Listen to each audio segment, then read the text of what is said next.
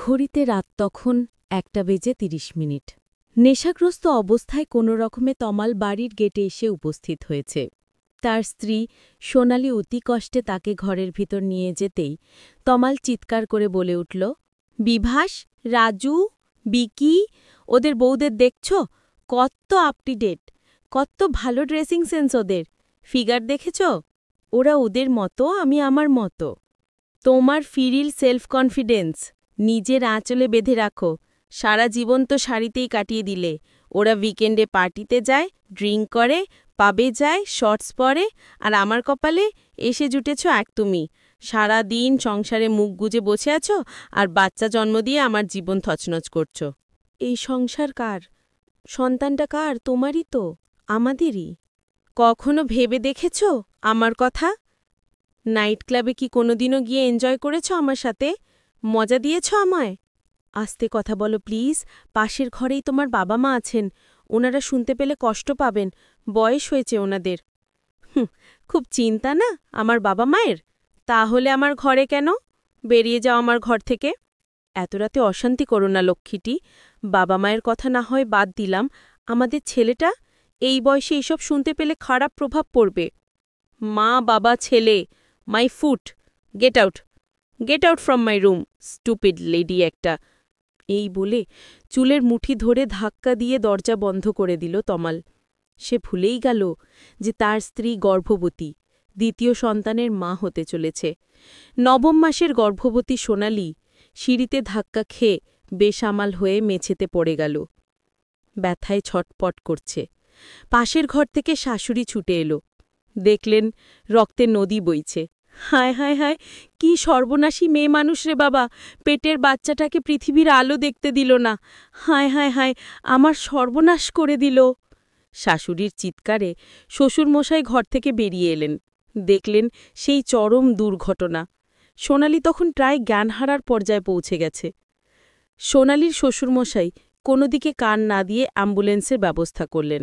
সোনালিকে হাসপাতালে নিয়ে গেলেন। একদিকে শাশুড়ি ঘরে বসে নানান রকম সাপসাপান্ত করতে থাকল সোনালিকে। অন্যদিকে তমাল ঘরে বসে ফুল ভলিউমে গান চালিয়ে বিশেষ রকমের পানীয় পান করছে। স্ত্রীর অবস্থা সম্পর্কে সে বিন্দুমাত্র সংবাদ পেল না, পেলেও যেত না, বা যাওয়ার অবস্থায় সে নেই। সে কথা বুঝতে কারো বাকি নেই। 4.5 বছরের বাবাই ঠাকুরদার হাত শক্ত করে ধরে বসে আছে আর জিজ্ঞেস করছে, মাকে ঠাকুর ভালো করে দেবে তো দাদাই? মাকে নিয়ে ওরা কি করছে? ভাই বোনুর কি হয়েছে? ওরা কবে আসবে? ঠাকুরদা চোখের জল ধরে রাখতে পারলেন না। দুঃখে রাগে যেন ফেটে পড়ছিল। তার ইচ্ছে করছিল কুলাঙ্গার ছেলেকে পিটিয়ে বাড়ি থেকে বের করে দিতে। অপরদিকে স্ত্রীর আচরণে তিনি লজ্জিত। লজ্জায় তিনি কোথায় লুকোবেন নিজেকে বুঝে উঠতে পারছিলেন না। নাতিকে জড়িয়ে ধরে কেবল বললেন, সব ঠিক হয়ে যাবে দাদুভাই, আমি আছি না, এত চিন্তা করতে নেই। অপারেশন থিয়েটারের লালবাতি নিভে গেল।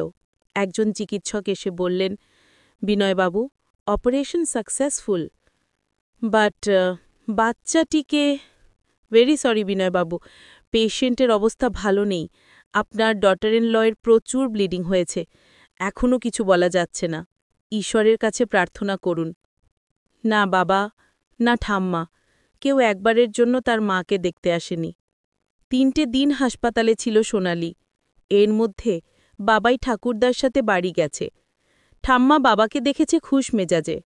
বাবাকে জিজ্ঞেস করেছে, বাবা তুমি মাকে দেখতে কখন যাবে হাসপাতালে? উত্তর পায়নি। ঠাম্মাকে বলেছে, জানো ঠাম্মা, আমার একটা বুনু হয়েছিল, কিন্তু আকাশে স্টার হয়ে গেছে। মা খুব অসুস্থ, কথা বলছে না আমার সাথে। তুমি চলো না, তুমি গেলে মা কথা বলবে। সব শুনে মুখ বেঁকিয়ে বললেন, ধ্যাৎ, যাও তো এখান থেকে। যে মা সন্তান খেয়ে বসে আছে তাকে আবার দেখতে যাওয়া। ঘ্যান ঘ্যান করে মাথা খেয়ে দিল। বয়সটা তার 4.5 হলেও সে সবটাই দেখেছে। 3 দিন ধরে তার মা হাসপাতালের বিছানায় কেবল প্রাণটুকু নিয়ে পড়েছিল। ঠাকুরদাদা ছাড়া কেউ আসেনি, কেউ পাশে দাঁড়ায়নি।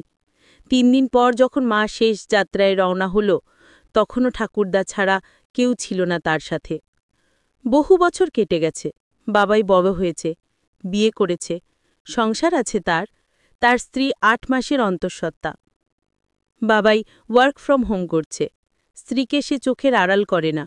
ডাক্তারের পরামর্শ মতো time to time routine follow করে।